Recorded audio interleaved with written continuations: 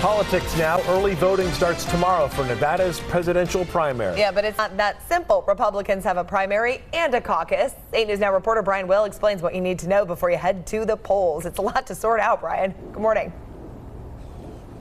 Yeah, good morning, John and Heather. It can be confusing. So there's a primary and a caucus. I'm at one of the very centers where the primary will be held, where you can go vote. Now, as for that caucus, all this kind of really stems from a law that the Nevada legislature approved in 2021 that made presidential preference primaries possible. It was supposed to be a simpler way for the two parties to pick a candidate. Now, speaking with Clark County, they say Nevada Republicans, you may not see some of the names on your ballot because of this.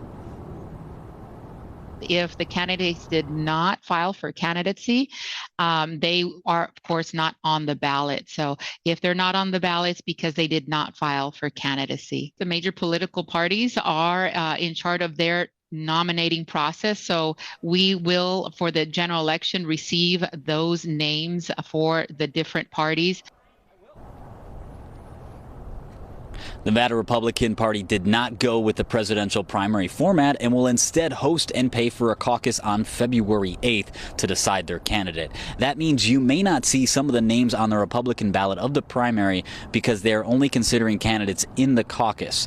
Now, as for Democrats, you will see all your options on the ballot. There is no caucus. If you're registered if you're not registered as a Democrat or Republican, you'll not be voting in this election. Of course, it's not too late, though. You can register the day of, and we're going to have the list of sites and all those details at 8newsnow.com. Live in Spring Valley, Brian Will, 8 News Now.